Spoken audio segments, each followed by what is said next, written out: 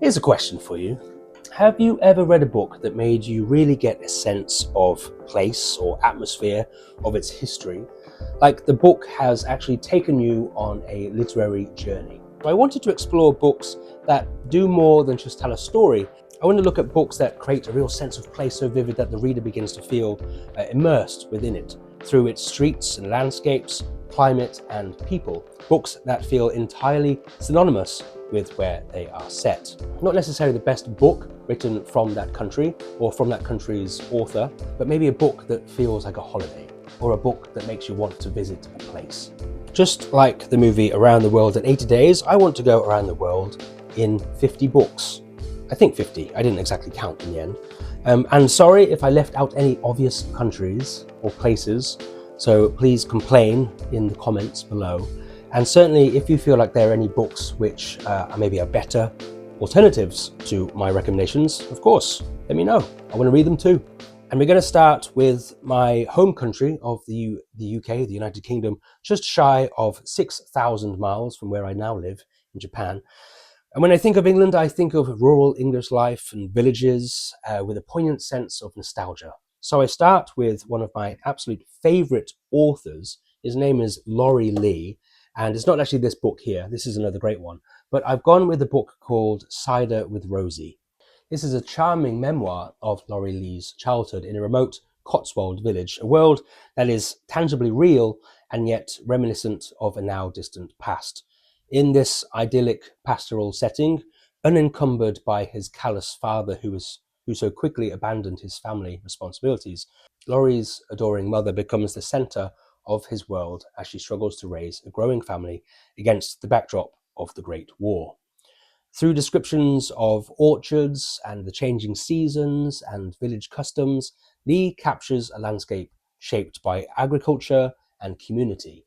It presents a version of England that feels rooted and local and also slowly disappearing.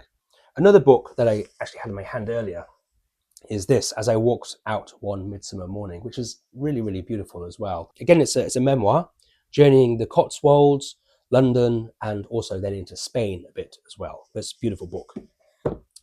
Now let's go into Wales with Dylan Thomas. And the book I've gone for is Under Milk Wood. This is actually set in a fictional coastal village. It's set in a small Welsh seaside town over the course of a single day. The piece builds its setting through voices, stories of dreams and gossip and routines, through the coastal rhythms, the intimacy of community life, and the musicality of language, all contribute to a vivid sense of place. Described by Dylan Thomas as a play for voices, Under Milk Wood takes the form of an emotive and hilarious account of a spring day in a Welsh seaside village of Lerigub. We learn of the inhabitants' dreams and desires, their loves and regrets. The play introduces us to characters such as Captain Cat, who dreams of his drowned former seafellows, No Good Boyo, who dreams of nothing at all. It is a unique and touching depiction of a village that has fallen head over bells in love. The first voice narration reveals the ordinary world of daily happenings and events, while the second voice conveys the intimate, innermost thoughts of the fascinating folk of Larrigub. Now, if you think of Ireland, you'd be right to think of James Joyce. And this massive thing in my hand is not the book that I've gone for. This is Ulysses, but I've chosen Dubliners by James Joyce. Have you read any of James Joyce's work? Well, it's certainly an experience. In Dubliners, James Joyce presents a collection of modernist short stories which create a vivid picture portraying ordinary, often defeated lives with unflinching realism. From The Sisters, a vivid portrait of childhood faith and guilt, to Araby, a timeless evocation of the inexplicable yearnings of adolescence, to The Dead, in which Gabriel Conroy is gradually brought to a painful epiphany regarding the nature of his own existence. Joyce draws a realistic and memorable cast of Dubliners together in a powerful exploration of overarching themes. It is also much easier to read through than Ulysses, which is also very good, don't worry. So we're going to travel now over to France, and we start with A Moveable Feast by Ernest Hemingway. He's pretty good, isn't he, Hemingway? This one is set in Paris in the 1920s, And the memoir moves through cafes like Les Deux Magots and narrow streets of the Latin Quarter. Hemingway presents the city through his routine of writing and walking and observing, grounding Paris in this everyday life. It's a beautiful thing. Staying in Paris, I've gone with James Baldwin's Giovanni's Room. Set largely within small apartments and bars, Baldwin's Paris is interior and intimate. The city here becomes a space of emotional tension and personal confrontation rather than anything spectacular. This now classic story of a fated love triangle explores with uncompromising clarity the conflicts between desire, conventional morality, and sexual identity. Au revoir, France. Let's go into Italy. And we are talking about Italo Calvino's Invisible Cities, which I actually have here. Hold on. Yes, I thought I had it. Invisible Cities. These are actually imagined cities, but heavily inspired by Venice and Italian urban design.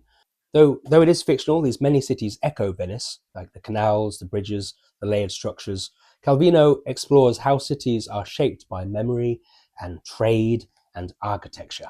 It's a fascinating and beautiful little read. I heavily recommend everyone reads Invisible Cities. From this little skinny thing, we go to the Gargantuum, the Neapolitan novels by Elena Ferrante. Set in post-war Naples, particularly working-class neighborhoods, the novels trace how the city's density and poverty, social structures shape the lives of Lila and Elena, two bright young girls who grew up in the tough streets of post-war Naples. There are actually 4 books altogether. My Brilliant Friend, The Story of a New Home, Those Who Leave and Those Who Stay, and the final story, The Story of the Lost Child. These 4 books cover an epic tale of broken marriages, violent pasts, and the desire for something more. Spain. Carlos Ruiz Zafón. Sorry if my pronunciation of any of these authors is way off. They probably are. I've gone with The Shadow of the Wind. Set in post-war Barcelona, this novel draws readers into a city of shadowed alleyways, hidden courtyards, and lingering secrets. As a young boy searches for the truth behind a mysterious author, the atmosphere of Spain, specifically Catalonia, seeps into every page. There is this beautiful hush of old bookshops, the echo of footsteps on narrow streets, and the weight of history hanging in the air. Zafón transforms Barcelona into a living presence, so vivid you can almost feel the damp stone walls and the cool fog-laced night air as the story unfolds. Staying in Spain, I've chosen another book called Driving Over Lemons. When Chris Stewart buys a remote farm in the Alpujarras of southern Spain, he steps into a world defined by sun and soil and stubborn practicality. The book brings rural Andalusia to life through sensory detail, the dry heat on stone terraces, the sound of goats in the hills, the taste of simple food shared with neighbours. Through humour and trial and error, Stewart reveals a Spain rooted in landscape and community, where life moves to the pace of seasons and the land itself. It sounds like I want to go to Spain already. But there's one more, and sorry, there's one more Hemingway as well. This is The Sun Also Rises.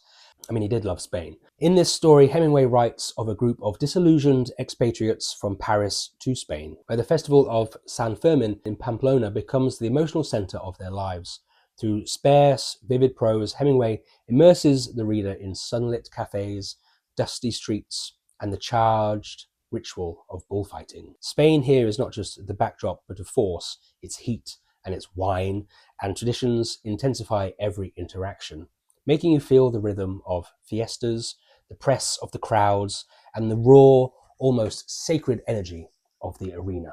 Norway next, Knut Hamsun. Set in the 19th century Oslo, the novel follows a writer who is wandering through the streets and parks and the rented rooms, and the story itself is of this struggling artist living on the edge of starvation.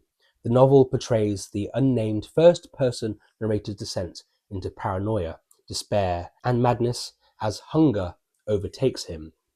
As the protagonist loses his grip on reality, Hamsun brilliantly portrays the disturbing and irrational recesses of the human mind through increasingly disjointed and urgent prose. Entering now into Central Europe, we start with a brilliant book set in Germany called Berlin Alexanderplatz by Alfred Dublin. This is a dazzling collage of newspaper reports, biblical stories, drinking songs, and urban slang.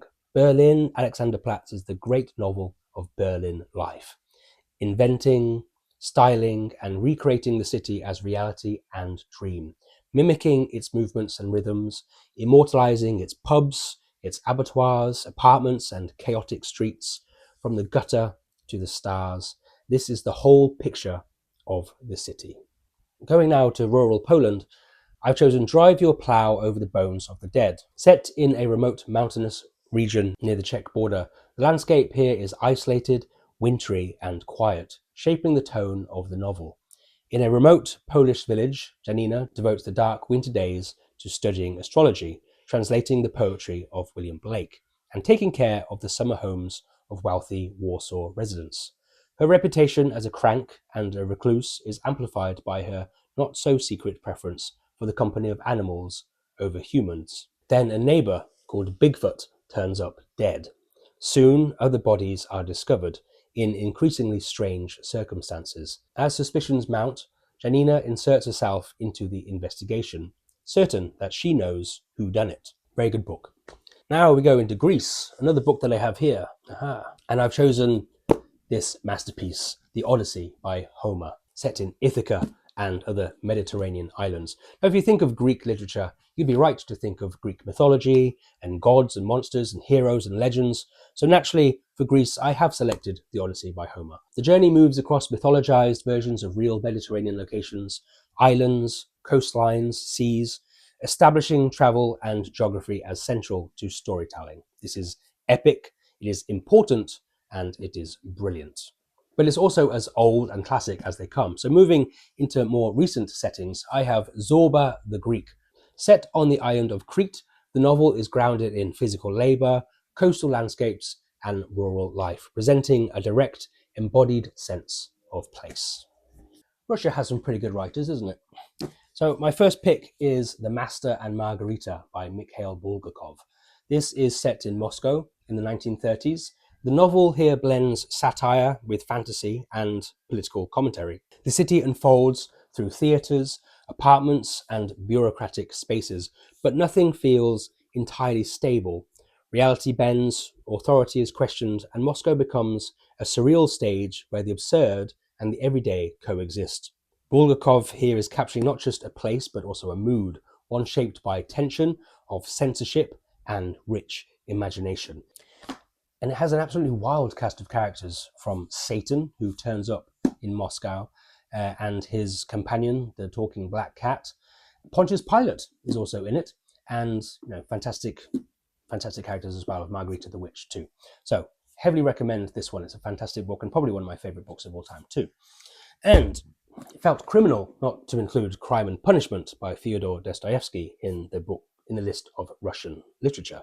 This one is set in the dense and oppressive streets of St. Petersburg, following Raskolnikov, a former student living in extreme poverty who commits a murder and becomes consumed by guilt.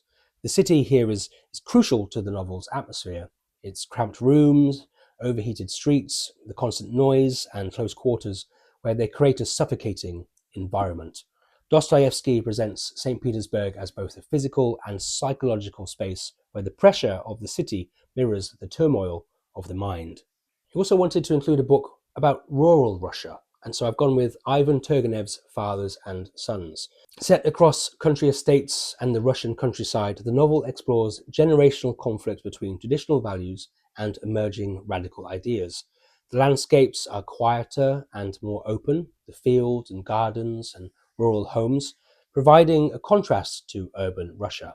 Turgenev uses the setting to reflect a society in transition, where old structures are beginning to shift, but still hold influence. Over to Africa now, and we start in Nigeria with Things Fall Apart. This is a detailed portrayal of pre-colonial Nigerian life. It follows Okonkwo, a proud, wealthy Igbo warrior in late 19th century Nigeria, as he struggles to maintain his status and traditions amid the arrival of British colonialism and Christian missionaries. The novel chronicles the clash between indigenous Igbo cultures and foreign influence, ultimately detail Okonkwo's tragic downfall and the disintegration of the community's traditional way of life. Staying in Nigeria, we have Half of a Yellow Sun. The novel explores the traumatic diasporic experience triggered by the war, highlighting the displacement and the loss of identity faced by people in post-colonial land.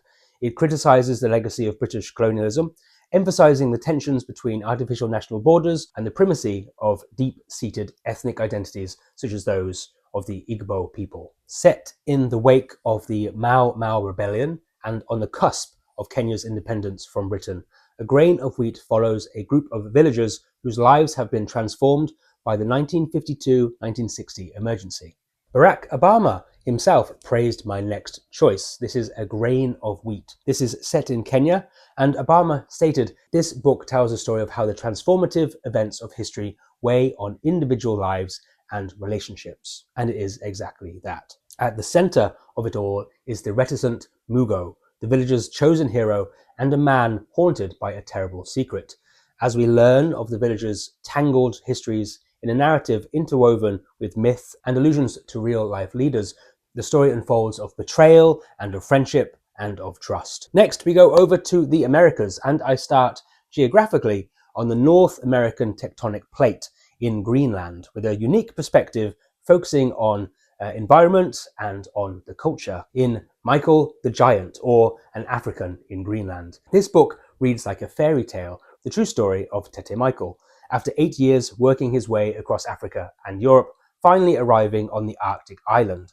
This book recounts all of the many episodes one expects from adventure literature: trouble at home, imagining a better life elsewhere, the struggle to find a new, better life, disillusionment with certain hard facts that rub against bookish fancies, and the return, a state of mind where the author is more mature and more in touch with reality. It's a brilliant book. And we have landed in the USA, the United States, and my first choice is by Jack Kerouac, On the Road. This is a restless journey across post-war America, and this novel captures the vastness of the American landscape through highways and cities and open plains. Kerouac's characters move through diners and jazz clubs and endless roads, which creates a vivid sense of a mid-20th century freedom and movement and the search for identity in the rapidly changing country. I've also gone with one of my all-time favorite books called Zen and the Art of Motorcycle Maintenance. I know what you're thinking. Zen? Motorcycle maintenance? That sounds awful. That sounds like my worst nightmare, but it's not. Trust me, it's one of my favorite books and I've read it numerous times.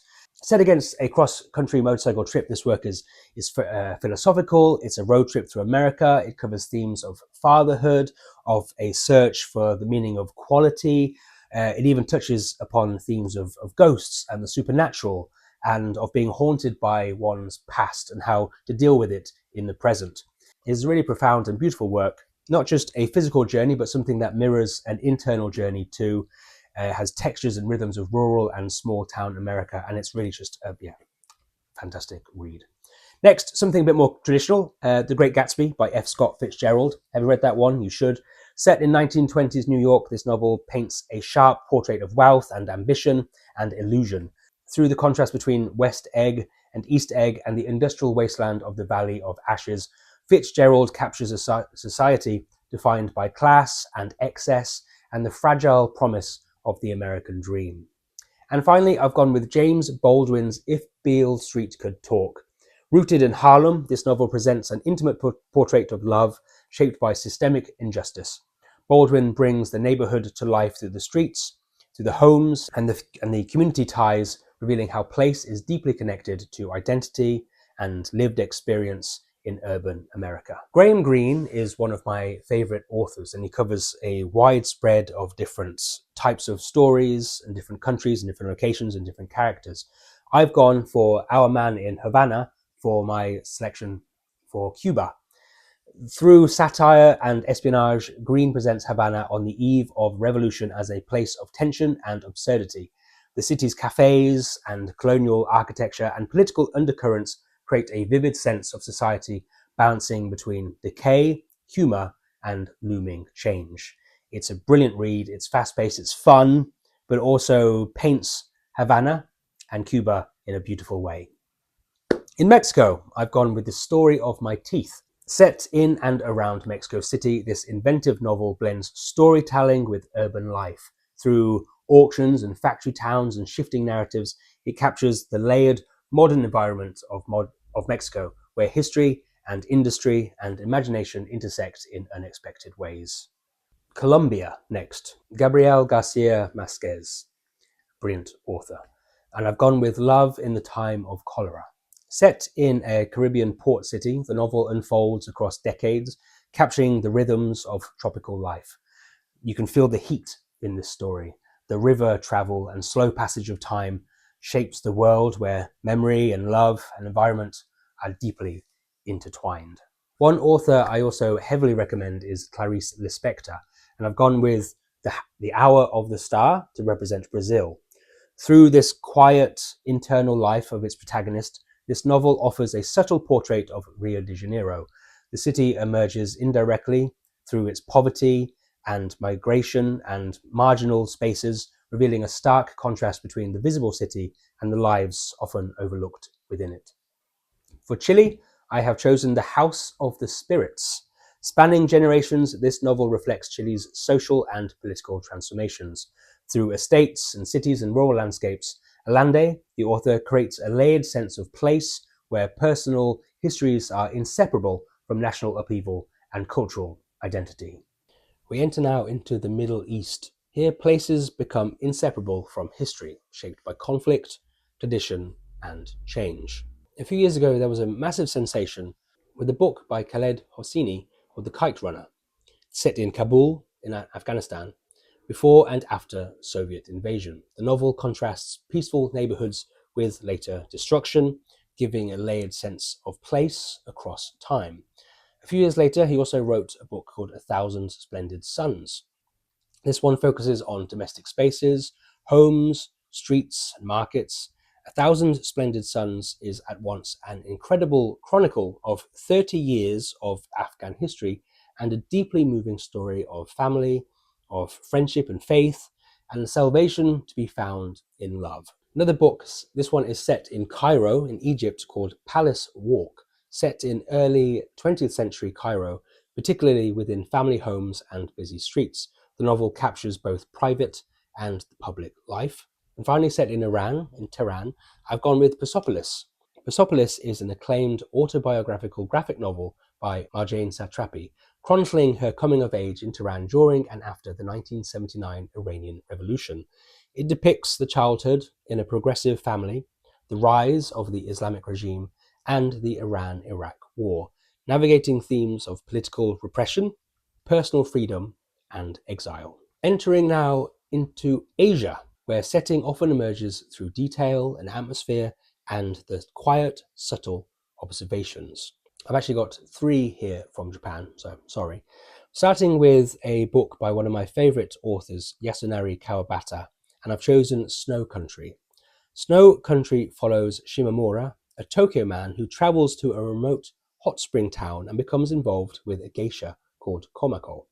The novel is quiet and atmospheric, focusing on fleeting emotion, distance, and the beauty of a harsh, snowbound landscape.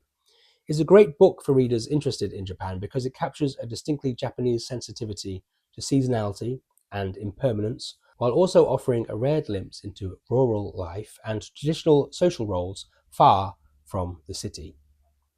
But of course, I wanted to include some books about the bigger city life, so I've gone with Strange Weather in Tokyo by Hiromi Kawakami. This novel centers on the gentle, unconventional relationship between a woman and her former teacher, unfolding through repeated sessions in small bars and restaurants. The story is minimal, built from the routine and subtle conversation and these shared meals. It's especially appealing for readers interested in Japan because it reveals the rhythms of everyday Tokyo life, how people can interact and communicate indirectly, and find meaning in quieter, ordinary moments rather than big dramatic events. There's a place in Tokyo called Ueno, which I've frequented there a lot.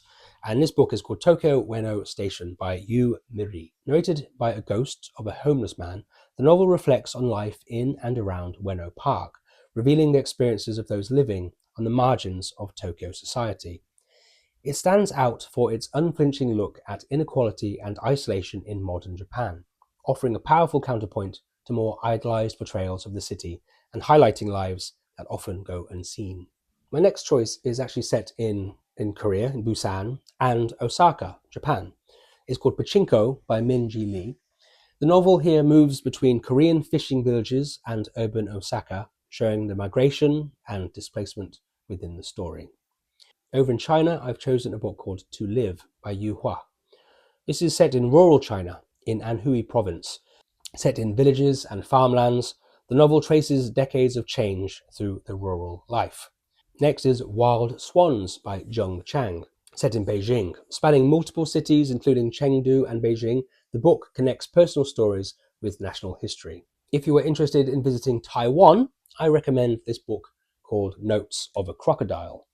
Set in student and urban environments, the novel captures modern Taipei through identity and social experience, detailing Lazi falling in love with a female classmate and befriending many other queer characters. Or maybe you are interested in visiting Vietnam, in which case I would recommend a book called The Sympathizer by Viet Thanh Nguyen. Beginning in Saigon and moving to the US, the novel explores dual identity across locations. Thailand, in Koh Phi Phi, there is The Beach by Alex Garland. Set on a hidden island in southern Thailand, the novel contrasts natural beauty with psychological tension. We're approaching the end of our journey across the world now. We're in India, and I've gone with The God of Small Things. Set along rivers and lush landscapes, the environment here is dense, humid, and central to the narrative. Then we also have a book called A Fine Balance, urban life during political unrest centered on city streets and shared living spaces. Set in Delhi and Bihar, we have The White Tiger, which contrasts rural Bihar with urban Delhi, showing stark differences in environment and opportunity. There's also Shantaram, which is set in Mumbai and set in the slums and the markets and underworld networks, where the city is expansive and immersive. So there we have it. We have 50-ish books that take readers to a place, to a time, to a history with different perspectives, places which offer different experiences, different landscapes, different cities and different smells, different foods, all sorts of different things. So I hope that's inspired you to maybe pick up a few books set in different locations in different countries. Do you agree with my selection? Would you recommend any alternatives? Let me know in the comments below. And as always, remember to like and subscribe to my channel. I look forward to sharing more book talk with you very soon. Goodbye.